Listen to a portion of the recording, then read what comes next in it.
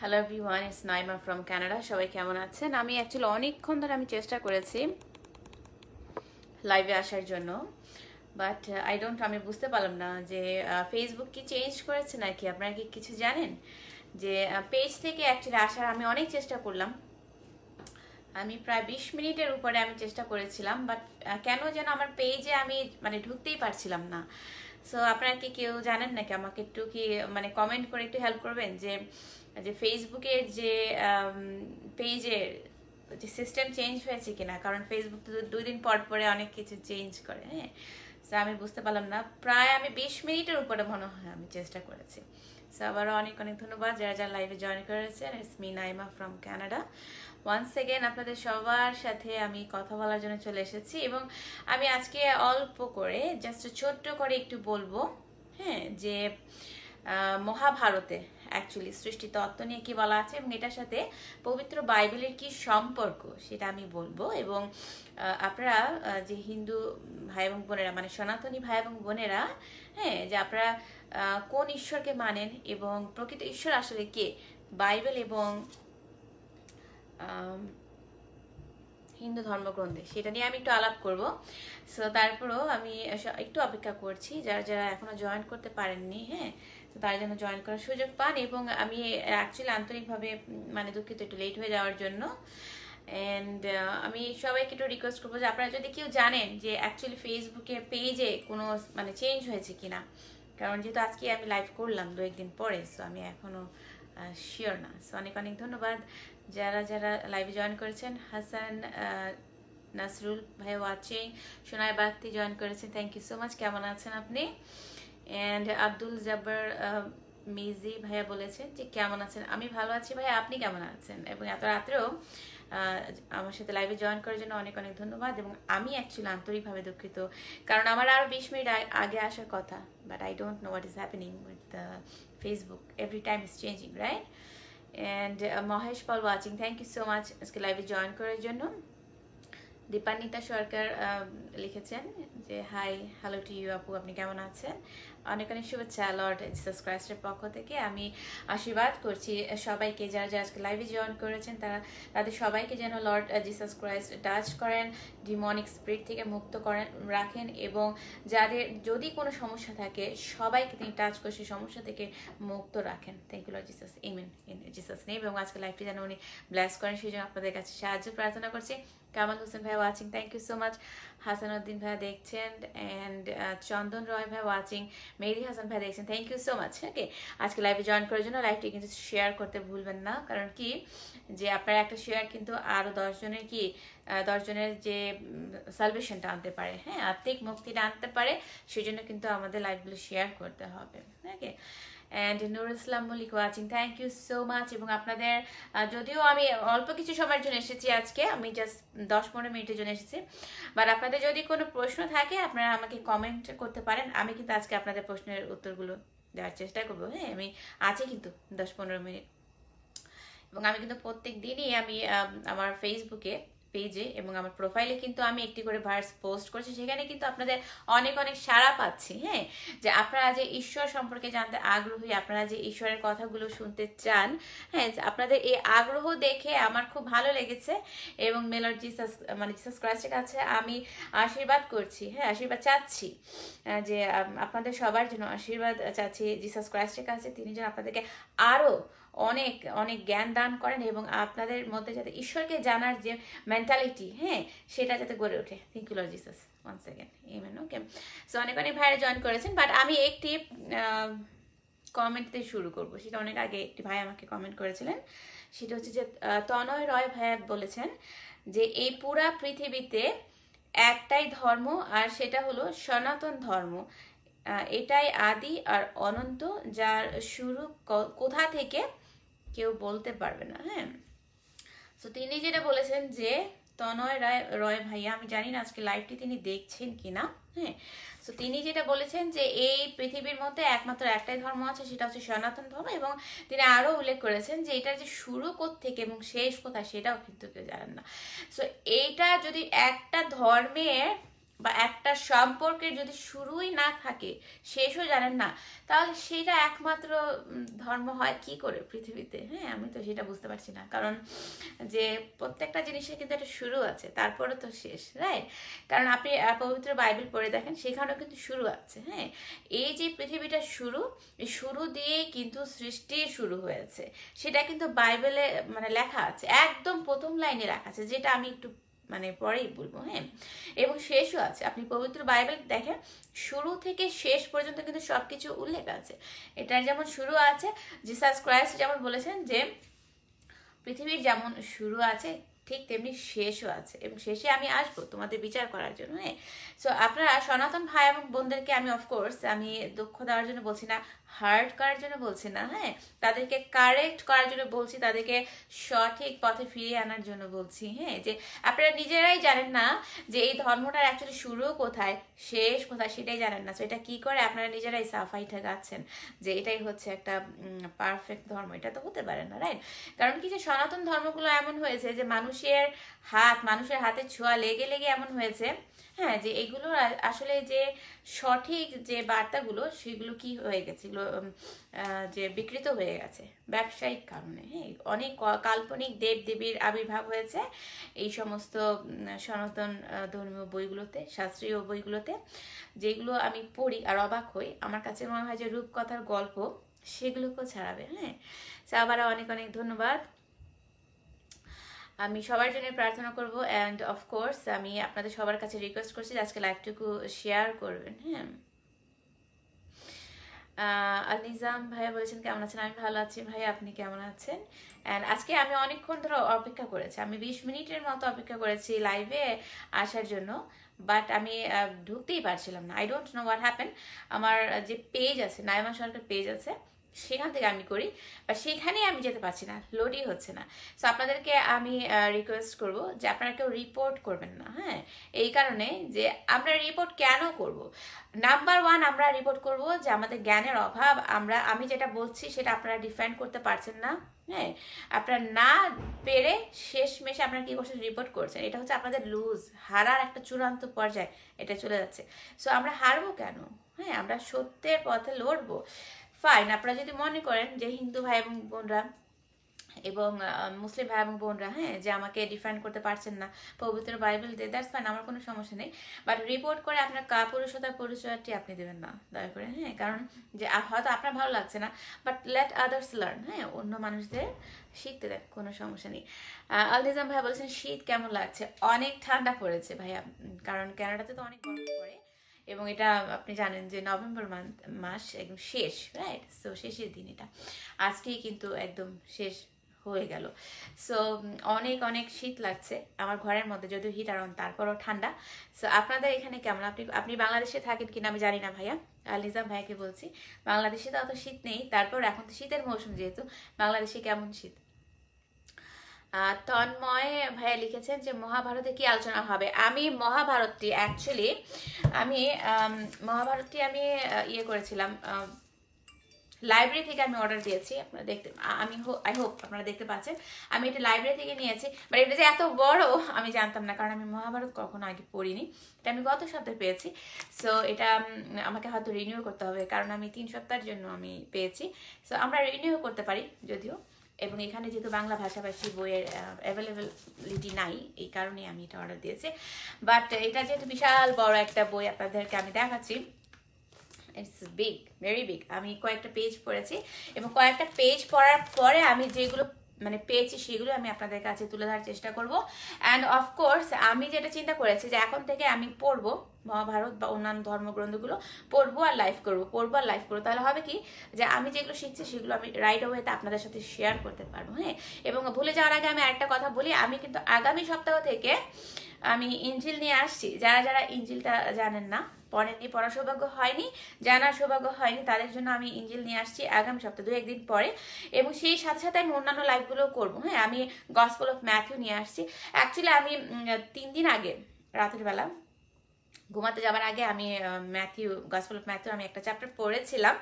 But পড়ার পরে মনে হলো যে আমি যেহেতু আবার রিভিশন দিচ্ছি, পড়ছি, অনেকবার পড়ছি এবং সারা জীবন পড়বো মৃত্যুর আগ পর্যন্ত, রাইট? এটা আমাদের পড়তে হবে ধর্মীয় গ্রন্থগুলো। সো আমি যেহেতু পড়ছি, ওয়াই নট আমি আমার ভাই এবং বোনদের নিয়ে পড়ি, বাংলাদেশি এবং ইন্ডিয়ান ভাই এবং বোনদের নিয়ে পড়ি, তারাও জানবে, রাইট? সো আমি একটা অধ্যায় পড়ে আমি আর পড়িনি, আমি ভেবেছি যে ঠিক আছে আমি এটা আগে লাইভ করে নিই, তারপরে একটা পড়বো আর একটা লাইভ করবো, এভাবে আমি নিয়ে আসবো। আমি পড়বো আর লাইভ করবো এবং আপনারাও জানতে পারবেন। ওকে, সো অনেক অনেক ভাইয়েরা জয়েন করেছেন, thank you so much. MD Rasel Ahmed লিখেছেন, আপু আপনার হাসি মুখে খুব সুন্দর লাগছে। থ্যাংক ইউ ভাইয়া, হাসি মুখ করার চেষ্টা করছি, কারণ হাসতে আমি জানি না, আই ডোন্ট নো ওয়াই, হাসি আমার মুখ দিয়ে আসে না। সো এনিওয়ে, আপনারা যাতে ভয় না পান আমাকে দেখে, সেজন্য একটু হাসার চেষ্টা করছি। অ্যান্ড অনেক অনেক ধন্যবাদ। শোনায় বাদ দিদি তুমি কাল আসবে তো? আই এম নট শিওর, যদি আমি কাল আসিও আমি তাহলে গসপেল অফ ম্যাথিউ নিয়ে আসবো, হ্যাঁ। এবং আজকে লাইভটি কিন্তু আপনি শেয়ার করতে ভুলবেন না, এবং অন্যকে শেয়ার করে জানতে সাহায্য করেন যে আমরা যার উপাসনা করছি তিনি যে কে, তিনি আমাদের কাছে কি মেসেজ দিচ্ছে, সেই মেসেজগুলো জানতে সাহায্য করেন, অন্যকে জানতে সাহায্য করেন। ওকে, সো আমি যে প্রশ্নটি দিয়ে শুরু করেছিলাম নিশ্চয়ই আপনারা বুঝতে পেরেছেন, এবং আমি যেটি পেয়েছি অ্যাকচুয়ালি মহাভারতে, যেটি আমি পেজ নাম্বার দিতে পারবো, হ্যাঁ, যে আপনারা যদি সৃষ্টি বর্ণনে যান, যারা যারা মহাভারতটি পড়েছেন তারা অবশ্যই জানেন আমি কি বলছি, কোথা থেকে বলছি। হ্যাঁ, আমি কিন্তু দলিল ভিত্তিকই আমি উপস্থাপন করছি, চেষ্টা করছি। আমি 46 নাম্বার মানে 46 নাম্বার পেজ থেকে আমি বলার চেষ্টা করব। সেখানে আসলে অনেক কিছু আমি পেয়েছি, যেটা সৃষ্টি বর্ণন, হ্যাঁ, একদম প্রথমে লেখা আছে, যেটা লেখা আছে দেখেন, প্রথমত এই বিশ্ব সংসার কেবল ঘোরতর অন্ধকারে আবৃত ছিল। এটা কিন্তু মহাভারতে লেখা আছে। আমি আবারও বলছি, প্লিজ একটু মনোযোগ দিয়ে শুনেন, যে প্রথমত এই বিশ্ব সংসার কেবল ঘোরতর অন্ধকারে আবৃত ছিল। এইটা আমরা কোথায় পাই? এটার সাথে আমাদের সম্পর্ক কি? পবিত্র বাইবেলের। আমি যদি বাইবেল থেকে, আমি একদম পবিত্র বাইবেলের যদি আমি প্রথম বইটি চলে যাই, যেটা হচ্ছে আমরা ইংরেজিতে জেনেসিস বলি, বাট বাংলাতে আমরা আদি পুস্তক বলি, হ্যাঁ। সো সেই আদি পুস্তকের 1 নাম্বার অধ্যায় প্রথমে কি লেখা আছে দেখেন, কমিয়ে দিই। সেখানে লেখা আছে যে শুরুতে ঈশ্বর আকাশ ও পৃথিবী সৃষ্টি করলেন। প্রথমে পৃথিবী সম্পূর্ণ শূন্য ছিল, পৃথিবীতে কিছুই ছিল না, হ্যাঁ। এবং দ্বিতীয় নাম্বার ভার্সে যেটা লেখা আছে যে অন্ধকারে আবৃত ছিল জলরাশি, আর ঈশ্বরের আত্মা সেই জলরাশির উপর দিয়ে ভেসে বেড়াচ্ছিল, হ্যাঁ। সো আপনি একটা জিনিস খেয়াল করেন যে বাইবেলের কথাগুলো কাটছাট করে কিভাবে মহাভারতে অ্যাড করা হয়েছে আপনি দেখেন। যেখানে আমি প্রথমেই বলেছি যে প্রথমত এই বিশ্ব সংসার কেবল ঘোরতর অন্ধকারে আবৃত ছিল, সেটা লেখা আছে কিন্তু, হ্যাঁ, যে বাইবেলের প্রথম বই জেনেসিস আদি পুস্তকের 1 নম্বর অধ্যায় 1 এবং 2। সো পৃথিবী কিন্তু অন্ধকারে আবৃত ছিল এবং পানিতে পরিপূর্ণ ছিল, এবং সেই সময় কি করলো ঈশ্বরের আত্মা, হ্যাঁ, সেই অন্ধকারের মধ্যে কি করতে লাগলো, যে দেখতে লাগলো যে এই অন্ধকারময় পৃথিবীটাকে আমি কিভাবে চেঞ্জ করতে পারি, ট্রান্সফর্ম করতে পারি, পরিবর্তন করতে পারি, সেটা কিন্তু তিনি দেখতে লাগলেন, হ্যাঁ। এবং আরো একটা জিনিস আপনি দেখেন, আমি সবাইকে রিকোয়েস্ট করব যে আমার আজকের এই লাইভটুকু শেয়ার করবেন। আমি একটু দেখি,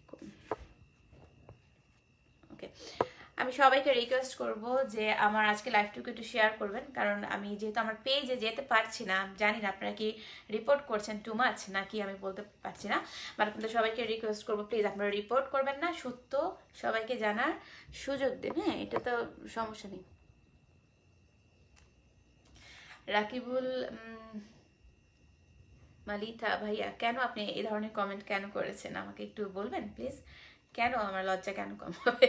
ওকে, এনিওয়ে, দেখেন মহাভারতে কি লেখা আছে সৃষ্টিকর্তা সম্পর্কে, হ্যাঁ, যে তখন অন্ধকারে কি হলো, হ্যাঁ, যে আপনারা যে বলেন যে ঈশ্বর আছে, বাট আপনারা যে এই যে মূর্তিগুলো নিয়ে পূজা করা আরম্ভ করে দেন, বাট আপনাদের বইয়ে কি লেখা আছে, মহাভারতে আমি কি পেয়েছি দেখেন, আমি জাস্ট কয়েক পেজ পড়ে, হ্যাঁ, যে তখন যেটা হলো অন্ধকারের মধ্যে, যে অনাদি অনন্ত অচিন্তনীয় অনির্বচনীয় সত্যস্বরূপ নিরাকার নির্বিকার জ্যোতির্ময় ব্রহ্ম প্রবিষ্ট হলেন, হ্যাঁ, সেই অন্ধকারময় একটা পৃথিবীতে, হ্যাঁ, ব্রহ্ম প্রবিষ্ট হলেন। ব্রহ্ম মানে হচ্ছে যে ঈশ্বরের যে আলোটা, সেটা আলোকিত হলো।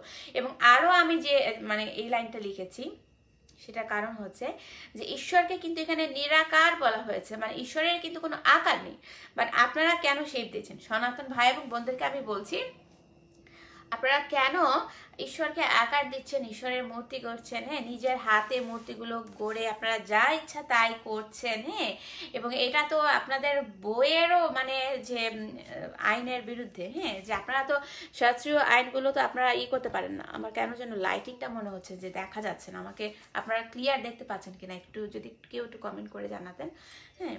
এবং আমি আবারও বলছি যে ঈশ্বরকে কিন্তু নিরাকার বলা হয়েছে, এবং এই যে যে এই অন্ধকারময় একটা যে প্ল্যানেটের মধ্যে ঈশ্বরের যে জ্যোতিটা ছড়িয়ে পড়েছে সেটা কিন্তু পবিত্র বাইবেলে লেখা আছে। আপনি জেনেসিসে যান, 1 নম্বর অধ্যায় 3 নম্বর কি বললো, হ্যাঁ, তারপর যেটা লেখা আছে আমি হুবহু বলছি যে ঈশ্বর বললেন আলো ফুটুক, তখনই আলো ফুটতে শুরু করলো। কারণ পৃথিবীটা কি ছিল, অন্ধকারে আবৃত ছিল এবং জলরাশি দিয়ে আবৃত ছিল, হ্যাঁ, এবং তারপরে তিনি ধাপে ধাপে সবকিছু সৃষ্টি করেছেন। যদি আপনারা আদি পুস্তকটা পড়েন, হ্যাঁ, তারপরে কিন্তু ধাপে ধাপে ঈশ্বর কি করেছেন, যে গাছপালা সৃষ্টি করেছেন, হ্যাঁ, তারপর পশু পাখি সৃষ্টি করেছেন, সমুদ্রকে তিনি সেপারেট করেছেন, মানে পানিটাকে তিনি সেপারেট করেছেন, সাগর মহাসাগর তিনি তৈরি করেছেন, এবং তিনি আরো যেটা করেছেন যে মানুষ সৃষ্টি করেছেন, এবং মানুষকে কি করেছেন, তিনি কর্তৃত্ব করার ক্ষমতা দিয়েছেন, হ্যাঁ, তিনি পাওয়ার দিয়েছেন যে তোমরা এই পৃথিবীতে যা কিছু আছে সেগুলোকে সুন্দর করে কি করো, পরিচালনা করো, কর্তৃত্ব করো, যাতে সবকিছু একটা নিয়ম মাফিক একটা সিস্টেমের মধ্যে চলে। বাট যদিও কোনো কিছু সিস্টেমের মধ্যে হচ্ছে না, হ্যাঁ, বাট আপনি আমি যদি চাই তাহলে কিন্তু আমরা পৃথিবীটা সুন্দর করতে পারি। এটা কিন্তু এত কঠিন কিছু না, হ্যাঁ। বাট আমরা যদি ঈশ্বরকে আকার দেওয়া শুরু করি, নিরাকার ঈশ্বরকে নিয়ে যদি আমরা এই যে আমার পিছনে এই যে একটা ফেরি মানে একটা পুতুল দেখতে পাচ্ছেন, হ্যাঁ, একটা পরী দেখতে পাচ্ছেন, তো আমরা যদি এরকম শেপ দেওয়া আরম্ভ করি, আমার নিজের মতো করে শেপ দিলাম, নিজের মতো করে তাকে শাড়ি পরালাম, গয়নাগাটি দিলাম, কোনো কোনো ঈশ্বরকে আমি পুরুষ করলাম, কোনো কোনো ঈশ্বরকে আমি কি করলাম, যে নারী করলাম, যেটা আপনারা দেব এবং দেবী বলেন, তাহলে তো আপনি সুন্দর করে পৃথিবী সাজাতে পারবেন না। কেন?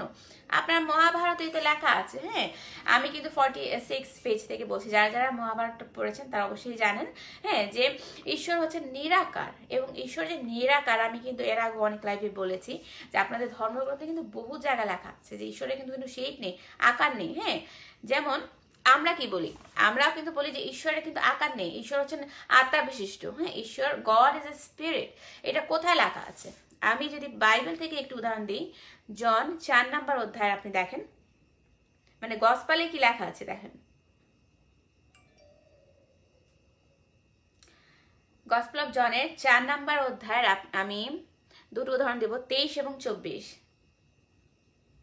সেখানে লেখা আছে, হ্যাঁ, যে প্রকৃত উপাসনাকারীরা আত্মায় ও সত্যে পিতা ঈশ্বর উপাসনা করবে, পিতা ঈশ্বরও এইরকম উপাসনাকারীদের চান, হ্যাঁ। তো আমরা যারা সত্যিকার অর্থে ঈশ্বরকে ভালোবাসি তাদেরকে কিন্তু আত্মায় উপাসনা করতে হবে। কেন? কারণ গড ইজ এ স্পিরিট, এবং যে ঈশ্বরের যে স্পিরিটটা সেটা হচ্ছে অগ্নি স্বরূপ, হ্যাঁ। আমি গতকালকে একটি ভাই আমাকে কমেন্ট করেছেন যে এই অগ্নি কি আগুনের যে এই আমাদের আগুন টাগুন লাগে সেরকম অগ্নি কিনা, না, সে অগ্নির সাথে কিন্তু ঈশ্বরের যে অগ্নি রূপ বোঝানো হচ্ছে সেটা কিন্তু না, হ্যাঁ। আমি কিন্তু অনেকবার বলেছি, এবং আমি সামবেদ নিয়ে কিন্তু আমি করেছি, আপনারা সেই লাইভটি দেখতে পারেন যে অগ্নিকে অ্যাকচুয়ালি কি বলা হচ্ছে। সো ঈশ্বর যেটা চাচ্ছেন যে আমরা যখন তার ইবাদত করব, তার উপাসনা করব, হ্যাঁ, ধ্যানে মগ্ন হব, তখন তার কোনো শেপ দিব না, হ্যাঁ, কারণ তিনি হচ্ছেন আত্মা, স্পিরিট। আপনি তো আত্মা দেখতে পান না, হ্যাঁ। আমরা যেটা বলি যে পিতা পুত্র পবিত্র আত্মা নিয়ে হচ্ছে এক ঈশ্বর। যেমন আপনি আপনার দেহটা দেখতে পাচ্ছেন, আমি যদি আমাকে দিয়ে মানে বর্ণনা করি যে দেহ, প্রাণ এবং আত্মা, আমি আমার দেহটা টাচ করতে পারলো, আমি কিন্তু প্রাণ এবং আত্মাটা টাচ করতে পারছি না। সো এখানে ঈশ্বর হচ্ছেন নিরাকার, ঈশ্বর হচ্ছেন আত্মা বিশিষ্ট, যেটা লেখা আছে। সো আমি তো আত্মাকে টাচ করতে পারছি না, রাইট? সেখানে আপনি শেপ কেন দিবেন? এবং তিনি তো প্লিজড হচ্ছেন না, হ্যাঁ। যে পিতা ঈশ্বরকে আপনি যদি প্লিজ করতে চান, আপনি যদি সন্তুষ্টি করতে চান, হ্যাঁ, পিতা ঈশ্বরের সন্তুষ্টি লাভ করতে চান, তাহলে তো আপনি তাকে শেপ দিতে পারবেন না আপনার মনের মতো ইচ্ছা করে, হ্যাঁ, যে আমার ভালো লাগছে, আমি আমার সন্তুষ্টির জন্য, আমার মনের একটা ফিলিংস মানে পরিতুষ্টির জন্য আমি শেপ দিচ্ছি, নো, এরকম তো আপনি করতে পারবেন না। তাহলে আপনি কি করবেন? আপনি অন্যায় করছেন, রাইট, ভুল করছেন। আলবার্ট হালদার ভাই লিখেছেন দেখা যায়, থ্যাংক ইউ সো মাচ ভাইয়া কমেন্টটি করার জন্য, কারণ আজকে যেন কি যেন হয়েছে বুঝতে পারছি না। মিলিটা ডিসিলভা আপু জয়েন করেছেন, কেমন আছেন আপু? অনেকদিন পর আপনাকে লাইভে দেখলাম। মার্ক সরকার ভাইয়া জয়েন করেছেন, thank you so much. MD Sohel ভাইয়া জয়েন করেছেন, এমডি শাহিন তালুকদার ভাইয়া জয়েন করেছেন।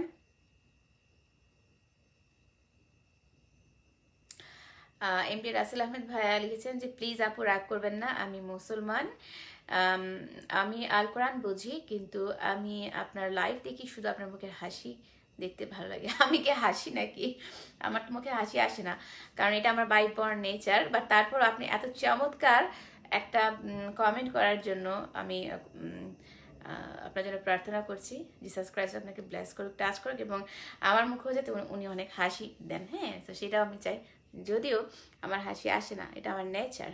ওকে, সো আবারও বলছি যে আপনি মুসলিম হলেও, আমি এমডি রাসেল আহমেদ ভাইয়ের মতো আমি সমস্ত ভাইকে বলছি যে আপনাকে কিন্তু জিসাস ক্রাইস্টকে মুখে স্বীকার করে নিতে হবে যদি আপনি জান্নাতে যেতে চান, স্বর্গে যেতে চান। জাহান্নামে যদি যেতে না চান, নরকের পথে যদি পা না বাড়াতে চান, হ্যাঁ, আপনি যদি চান না যে আপনার দেহটা একদম জ্বলে পড়ে ছারখার হয়ে যাবে সারা জীবন অনন্তকাল, তাহলে কি আমি সব ভাইকে বলছি, ভাই এবং বোনকে বলছি, জিসাস ক্রাইস্টকে কিন্তু মেনে নিতে হবে, তাকে কিন্তু মুখে স্বীকার করতে হবে। আদারওয়াইজ কিন্তু আমরা সালভেশনটা পাবো না। আত্মিক মুক্তি না হলে কিন্তু আমরা জান্নাত লাভ করতে পারবো না। আমি আবারও বলছি, হ্যাঁ, বাইবেল পড়লে না, বাইবেল পড়লে অবশ্যই লজ্জা কমে যায় না। বাইবেল পড়লে আপনি সত্য পথে আসবেন, লজ্জাটা আপনার বাড়বে।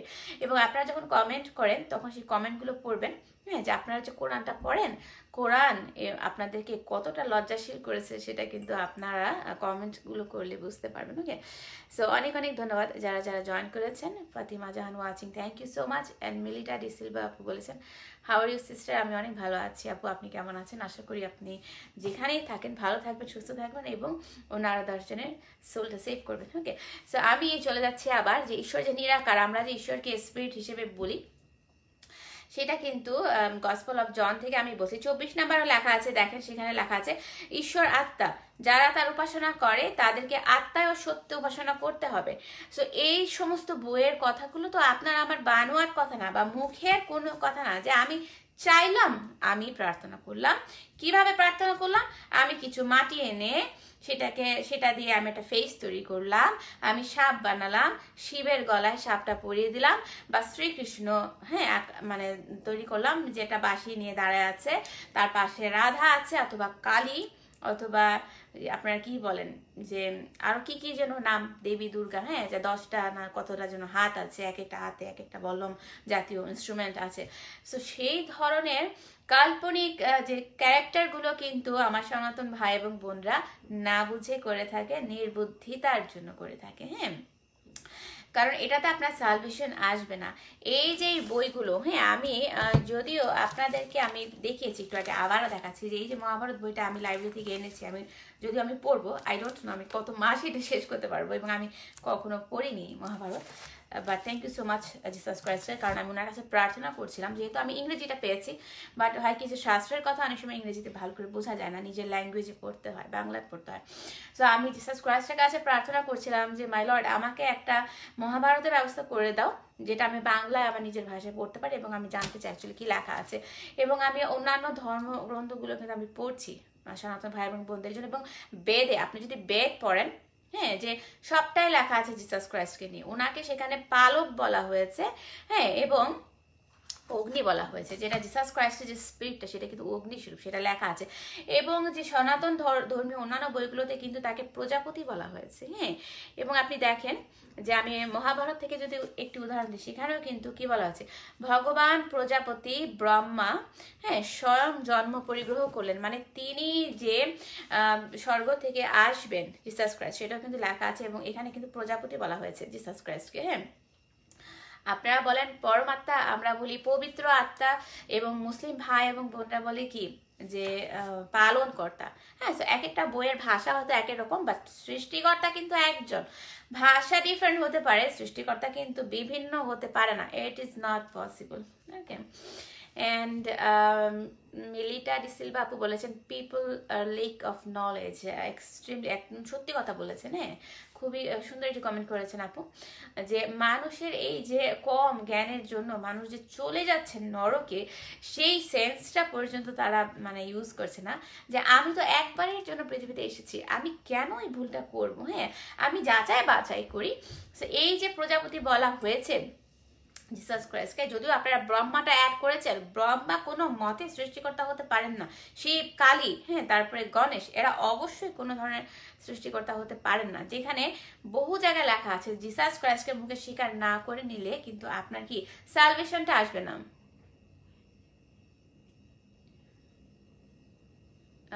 রাকিবুল ভাইয়া বলেছেন যে আপনি কোনো যুক্তি না দেখিয়ে বলছেন যীশু খ্রিস্টকে মেনে নিতে হবে। একজন মানুষ কোনো প্রমাণ না দেখে কেন যিশুকে ঈশ্বর মানবে? ভাই আমি কিন্তু অনেক অনেক প্রমাণ দিচ্ছি প্রত্যেকটা লাইভে, হ্যাঁ। এবং সরি, আরও যেটা লেখা আছে যে যীশু খ্রিস্টকে হত্যা করা হয় তাতে কিভাবে পরিত্রাণ পাওয়া হয়। আচ্ছা, জিসাস ক্রাইস্টকে হত্যাটা কেন করা হয় সেটা আপনি বলেন। যে ওনার যে মানে হত্যাটা তো আপনার জন্য করা হয়েছে, ওনার নিজের জন্য তা না, আপনার এবং আমার জন্য। কারণ ওনার জন্য তো কোনো হত্যার প্রয়োজন নাই। আমরা যে তওরাত অনুযায়ী, হ্যাঁ, আপনি তো বিশ্বাস করবেন যে তওরাত, জাবুর বিশ্বাস করবেন, ইঞ্জিলে বিশ্বাস করবেন, এগুলো কিন্তু কোনো সেপারেট বই না। এগুলো হচ্ছে যে একটা আইন আপনাকে দেওয়া হয়েছে। ইঞ্জিলের পরে আর কোনো বই আসবে না। একদম সর্বশেষ যে রেভলিউশন, সর্বশেষ যে বই সেটা হচ্ছে যে প্রত্যাদেশ, বুক অফ রেভলিউশন বলি আমরা, হ্যাঁ। বাট ইঞ্জিল এগুলো কিন্তু সেপারেট কোনো বই না। ইঞ্জিল হচ্ছে মানে সুসংবাদ, সুখবর, গুড নিউজ, হ্যাঁ। সো এখানে আপনাকে বলা আছে যে যেহেতু আপনি তওরাতের আইনটা আপনি মানতে পারছিলেন না, সেই জন্য জিসাস ক্রাইস্ট কি করেছে, যাকে আপনার সনাতন ভাই এবং বোনরা প্রজাপতি বলেন, সেই প্রজাপতি কি করেছেন, স্বর্গ থেকে ডাইরেক্ট একদম সরাসরি আপনার আমার মতো নর্মাল মানুষ হিসেবে নেমে কি করেছেন, তার মহামূল্যবান পবিত্র জীবনটা আপনার জন্য উৎসর্গ করেছেন, হ্যাঁ। এবং এই জন্যই কিন্তু তার মৃত্যুবরণ করতে হয়েছে। আদারওয়াইজ তার যদি মৃত্যুটা না হতো, তার যদি পুনরুত্থানটা না হতো, তাহলে তো আপনি স্বর্গে যেতে পারতেন না। স্বর্গের দরজাটা বন্ধ থাকতো। কারণ স্বর্গে একমাত্র তারাই প্রবেশ করবে যারা পবিত্র। অপবিত্র কেউ তো স্বর্গে প্রবেশ করতে পারবে না, হ্যাঁ, এটা তো আপনি স্বীকার করবেন। এবং আমি সবাইকে বলি, ডাজেন্ট ম্যাটার আপনি হিন্দু, বৌদ্ধ, নাস্তিক, ডাজেন্ট ম্যাটার, হ্যাঁ, বা মুসলিম, ডাজেন্ট ম্যাটার। সর্বশেষ আমি সমস্ত মানুষকে বলছি, আপনি যদি পিতা এবং পুত্র, পবিত্র আত্মা, হ্যাঁ, এই যে তিনটা ডিয়েটি, তিনটা বৈশিষ্ট্য এক ঈশ্বরের যদি স্বীকার করে না নেন, তাহলে কিন্তু আপনি অ্যান্টিক্রাইস্টে থেকে যাচ্ছেন, দাজ্জাল থেকে যাচ্ছেন। এবং আরও আপনি যদি জিসাস ক্রাইস্টের যে মৃত্যুবরণ এবং তার যে পুনরুত্থান, হ্যাঁ, এটা যদি আপনি স্বীকার করে না নেন, তাহলেও কিন্তু আপনি কি দাজ্জালই থেকে যাচ্ছেন। সো ডাজেন্ট ম্যাটার আপনি যে ধর্মেরই হন, ধর্ম দিয়ে আপনি কখনো স্বর্গ ক্রয় করতে পারবেন না, স্বর্গ কিনতে পারবেন না। কারণ ঈশ্বরকে আপনি ঘুষ দিতে পারবেন না, হ্যাঁ।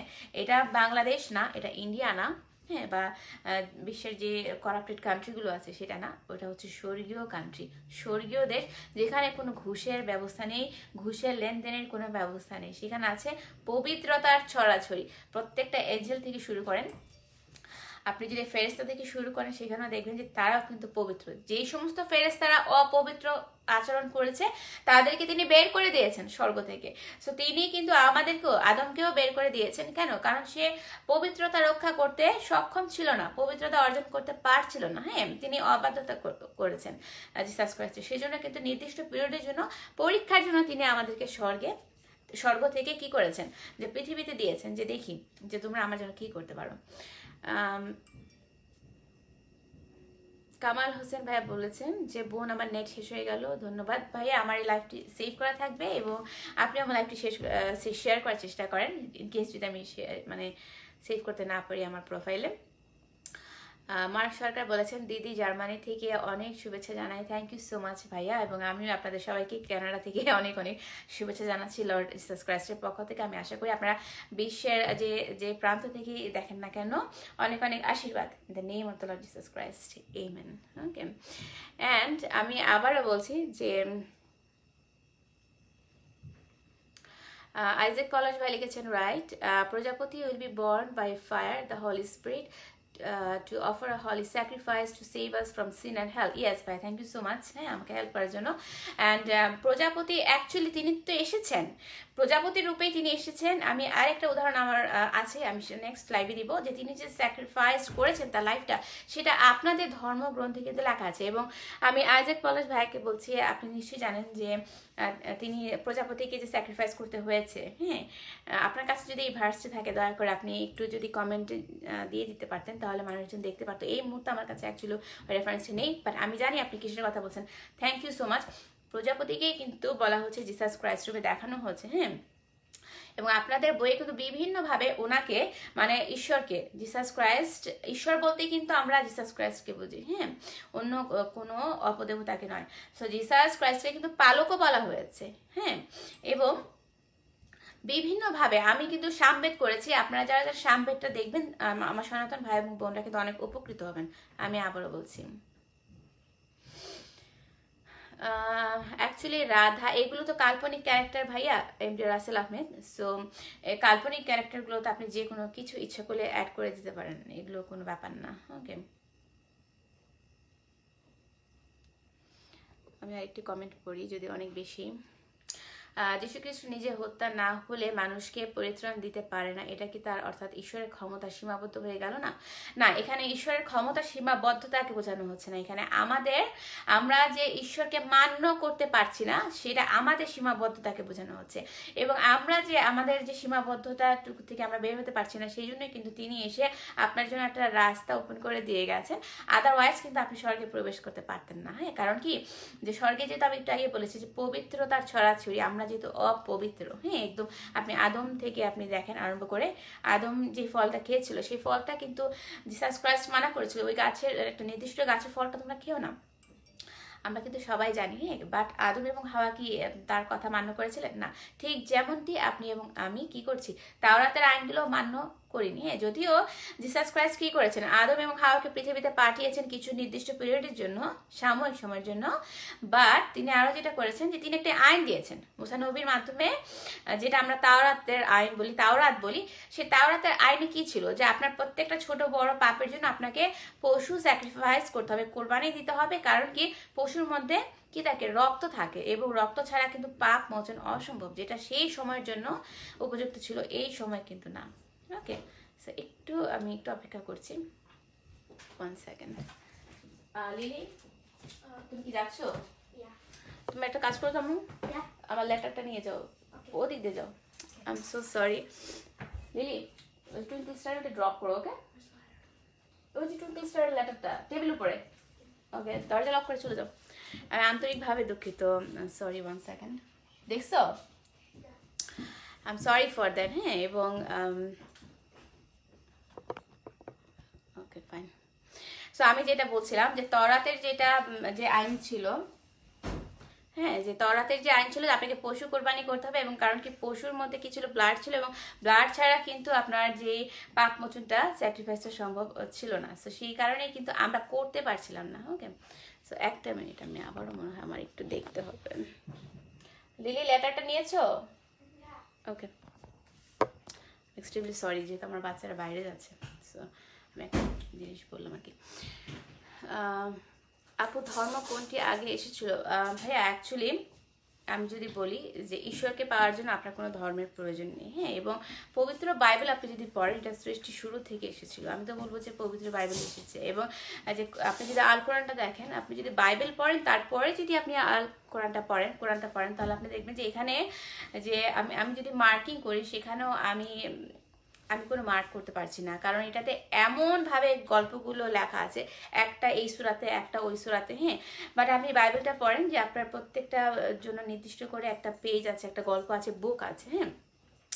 সো আমি যেটা শুরু করতে মানে যেটা বলতে চাচ্ছিলাম, হ্যাঁ, যে এই যে আপনার ব্লাড স্যাক্রিফাইসের মাধ্যমে আপনি যে আপনার পাপটা থেকে আপনি মুক্তি পাচ্ছেন, সেই ব্লাড স্যাক্রিফাইসটা করার জন্য আপনার পশু দরকার ছিল, এবং সেই পশুটাকে কিন্তু নিখুঁত হতে হবে, হ্যাঁ, এবং কোনো স্পটলেস হতে হবে।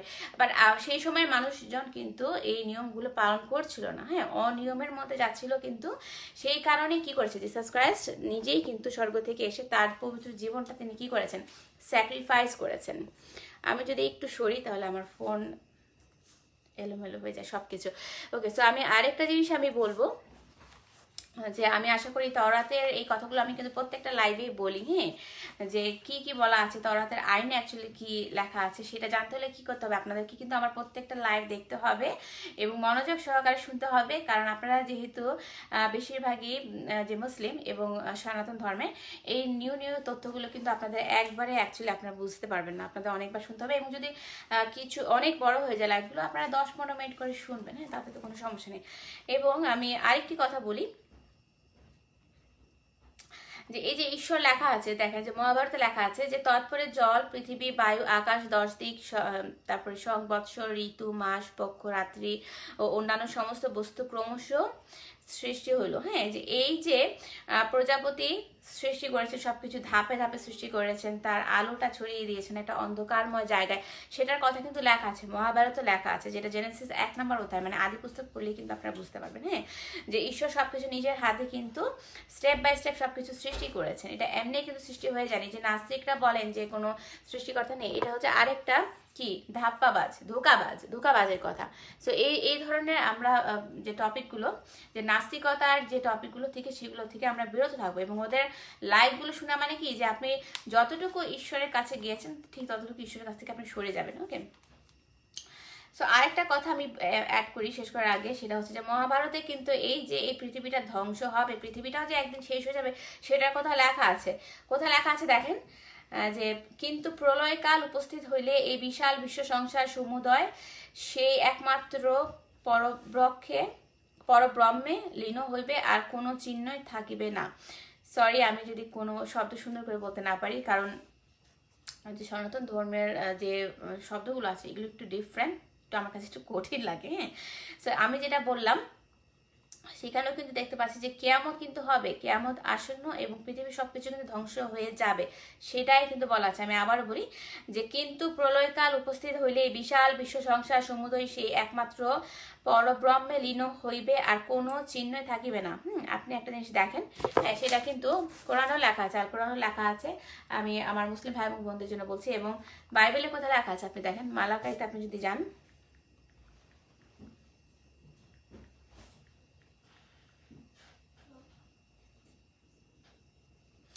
একদম যে আমাদের যে শেষ বই পুরাতন নিয়মের, যে মালাকাইতে কি লেখা আছে 4 নাম্বার অধ্যায় 1 থেকে 2 আপনি যদি পড়েন, আমি পড়ে শোনাই, বিভিন্ন জায়গায় লেখা আছে, বাট আমি আজকে 2টি ভার্স দিব।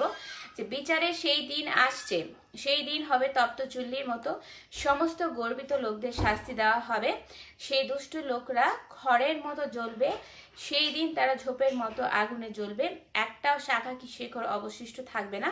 সর্বশক্তিমান প্রভু এই কথা বলেন, মানে কি প্রজাপতি এই কথাগুলো বলছেন।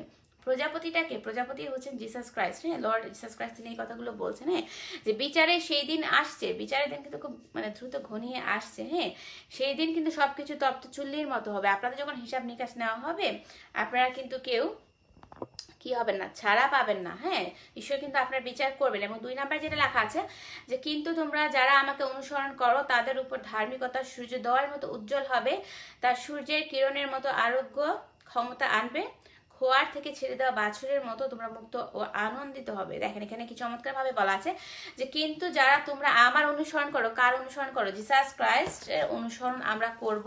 হ্যাঁ, আমরা তারা আনন্দিত হব সেই দিন। কারণ কি, যে কোনো ধরনের আগুন আমাদেরকে বিনষ্ট করতে পারবে না। হ্যাঁ, এবং আমাদের ক্ষয়ক্ষতি করতে পারবে না। সো এই কথাই কিন্তু বলা আছে এখানে। এবং আপনি দেখেন যে আমি যদি আরেকটু উদাহরণ দিই, আমরা যদি জিসাস ক্রাইস্টকে অনুসরণ না করি কি হবে, 2 পিটার কি লেখা আছে,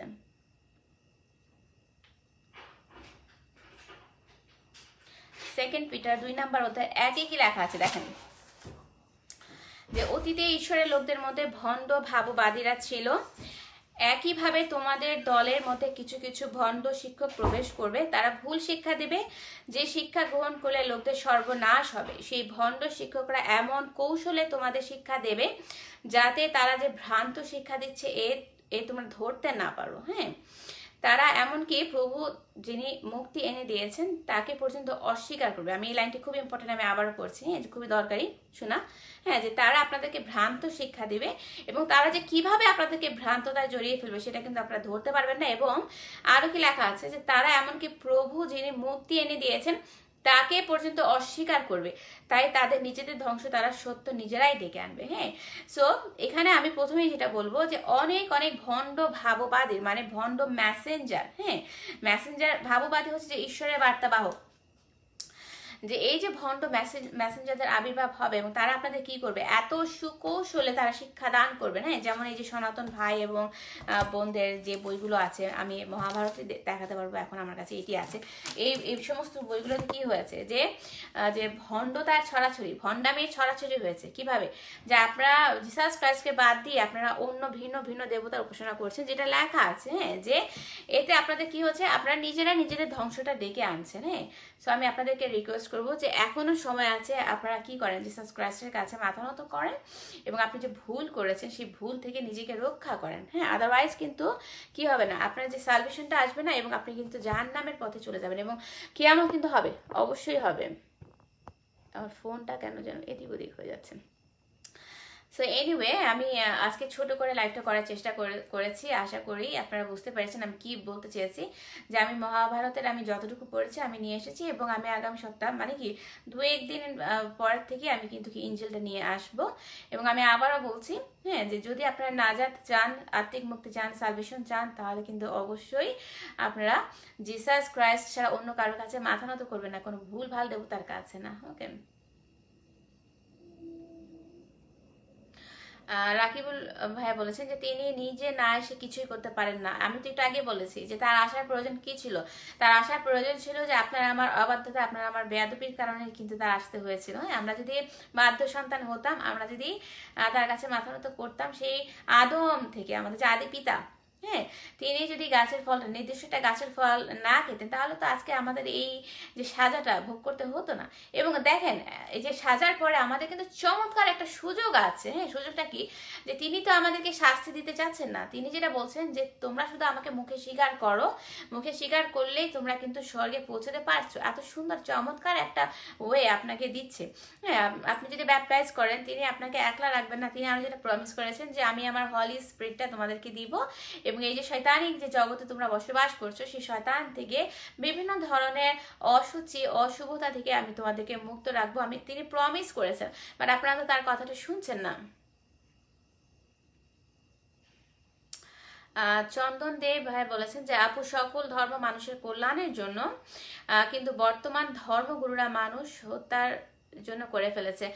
ভাইয়া, ধর্ম বিভিন্ন হতে পারে, বাট ঈশ্বর তো একজনই, তাই না? কারণ কি, যে আপনি দেখেন আমি যতগুলো ধর্ম করছি, এক একটা ধর্ম গ্রন্থে কি এক একটা ঈশ্বর। হ্যাঁ, যেমন কোরআনে লেখা আছে আল্লাহ, এখন এখানে যে কোন আল্লাহর কথা বলা হয়েছে সেটা তো আপনারা কেউ যাচাই বাছাই করছেন না। এখানে শয়তানিক যে যে অপদেবতার কথা বলা আছে, সেটা নিয়ে আপনারা কখনো মাথা ঘামান না। তারপর আপনি দেখেন সনাতন ধর্মের যে বইগুলো, অনেক অনেক বই আছে, কোনো ভালো মানে ভালো করে আমার মনে হয় না কেউ একটা বইও পড়ে। এবং এখানে যে প্রজাপতি হিসেবে বলা হয়েছে জিসাস ক্রাইস্টকে, অগ্নি হিসেবে বলা হয়েছে, পালক হিসেবে তাকে উল্লেখ করা হয়েছে, সেই কথাগুলো কিন্তু সনাতন এবং ভাই এবং বোনরা জানেন না। হ্যাঁ, সো ধর্ম অনেক হতে পারে, মানে আমি যেটা বলবো যে যুগের প্রয়োজনে, বাট ঈশ্বর কিন্তু একজনই এবং সে এক ঈশ্বর হচ্ছে লর্ড জিসাস ক্রাইস্ট, অন্য কেউ কিন্তু নন। হ্যাঁ, অনেক অনেক ধন্যবাদ যারা যারা আজকে লাইভে জয়েন করেছেন। সো আমি আজকে লাইভটি এখানে শেষ করছি এবং আপনারা শেয়ার করবেন। আমি 2-1 দিন পরে কিন্তু কি ইঞ্জিল নিয়ে আসছি, গসপেল অফ ম্যাথিউ নিয়ে আসছি। যারা যারা ইঞ্জিলটা আপনারা জানেন না, হ্যাঁ, আপনারা আমার সাথে জয়েন করবেন এবং ইঞ্জিলটা জানবেন এবং ইঞ্জিলে যে কিভাবে নাজারটা এসেছে, তিনি যখন দুনিয়াতে এসেছেন মনুষ্যরূপ নিয়ে, তিনি আপনাদেরকে কি মেসেজ দিয়েছেন চমৎকারভাবে লেখা আছে, কিন্তু তার জীবনীও বলা যায় ইঞ্জিলটা। হ্যাঁ, যে তিনি ঈশ্বর স্বর্গ থেকে একদম আপনার আমার মতো সাধারণ একজন মানুষ হয়ে যে কত চমৎকারভাবে আমাদেরকে স্বর্গীয় পথটা ওপেন করে দিয়ে গেছেন তার স্যাক্রিফাইসের মাধ্যমে, তার পবিত্র জীবনটা স্যাক্রিফাইসের মাধ্যমে, সেটা আপনারা জানতে পারবেন। এবং আমি আশা করি যে আপনারা আজকে লাইভটুকু আপনারা শেয়ার করবেন। তো আপনারা যে যেখানে থাকেন সবার জন্য শুভেচ্ছা। Miller Jesus bless.